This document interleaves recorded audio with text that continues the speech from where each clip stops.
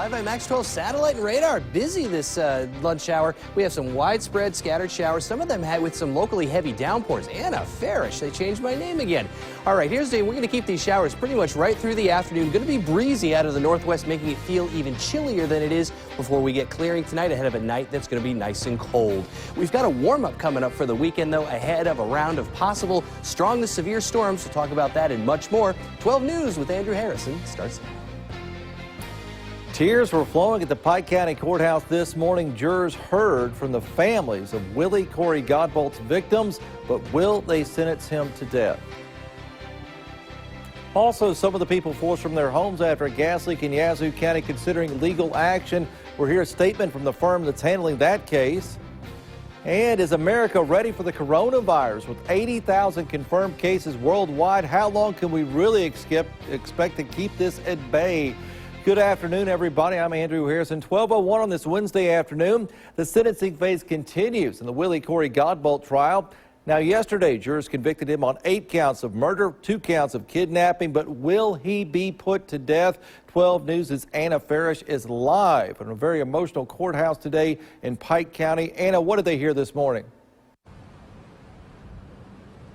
It's very emotional inside the courtroom. Tears fell down witnesses' faces as they struggled to find the words at how this murder has impacted them throughout their life since this tragedy happened.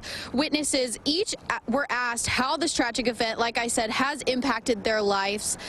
The state is calling for the death penalty, while Godbolt's lawyers are calling for life in prison without parole. Godbolt's lawyers say that he does deserve to be punished, but say, quote, with justice, not vengeance. Before we broke for lunch, the state did rest, and the courtroom is about to reconvene in just a few minutes, so we'll head back inside. But be sure to stay with 12 News right here as we continue to follow this throughout the day.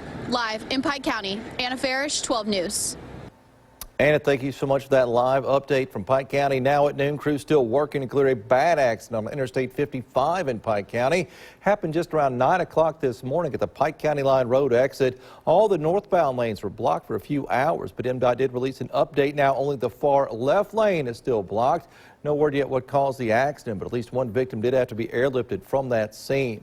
Well, people affected by the carbon dioxide pipe break in Yazoo County now have legal representation.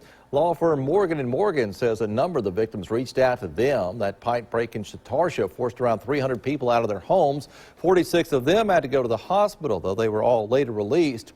The firm did release a statement of its own. It says, in part, quote, we've started a thorough investigation to determine what caused the leak of dangerous gases. All the families forced out of their homes in the middle of the night deserve to know if this incident could have been prevented. Morgan & Morgan hopes to uncover all the facts and hold the necessary people responsible. You can find their full statement on our website. That's WJTV.com. Well, some Mississippi lawmakers proposing a red flag law in our state. Senate Bill 2055 designed to keep guns out of the hands of folks who could potentially hurt themselves or other people. Republicans say that bill, though, is dead on arrival, but advocates hope they can work with lawmakers to get that gun law on the books. Vicksburg Mayor George Flaggs is asking the federal government for assistance to repair parts of the Vicksburg National Military Park. Now, Mayor Flaggs says around 30% of the park is closed due to flood damage. He says fixing everything could cost millions of dollars. President Trump planning a news conference this evening to talk about the coronavirus. Now more than 80,000 cases worldwide, including the first confirmed case all the way down in South America. Skylar Henry reports.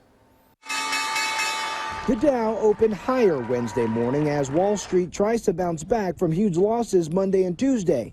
Investors are trying to gauge how the rapidly growing coronavirus outbreak will impact the global economy. We will get on the other side of this, but for now there's still more unknowns than knowns. Italy is now reporting about 350 cases, prompting the State Department to issue a travel advisory today, asking U.S. citizens to exercise increased caution when traveling there. Ai malati del coronavirus. Pope Francis offered his prayers for the victims as many in the crowd in St. Peter's Square wore masks to protect themselves. In South Korea, workers disinfected buses to stop the spread of the illness. The U.S. military confirmed the first case of coronavirus in a U.S. service member in South Korea. A 23-year-old soldier based at Camp Carroll tested positive for the virus. President Trump will hold a news conference this evening to discuss the U.S. response to the coronavirus. Senior White House officials tell CBS News the president is frustrated some health team members have spooked investors with dire predictions. We need everybody to be thinking about this and really dusting off their pandemic plans if they're a public health department. On CBS this morning, the CDC's Dr. Ann Schuchat slightly walked back the agency's warning Tuesday that it's not a question of if we will see the virus spreading in the U.S., but when. We can't say for sure if we will get community transmission, but based on what we're seeing in Europe and the Middle East, we think it's more likely than we thought a week or two ago. Federal health officials stress the outbreak is currently contained here in the U.S. Skyler Henry, CBS News, the White House. Thank you so much, Skyler. There remains 53 cases of coronavirus in the United States. 12 involved people who traveled to China, plus 2 who were in close contact with those people. Time right now, 12:06. Let's hope this rain rolls out of here, John. It is going to roll out ahead of a really nice couple of days. As we look at that 8-day temperature trend, we're going to see some temperatures rising through the 60s this weekend, going up into the mid-70s, followed by 50s. Excuse me. So the Southern intuition is telling me that we could have some thunderstorms in that 8-day forecast. We've got that coming up your way right after this break. You're watching 12 News.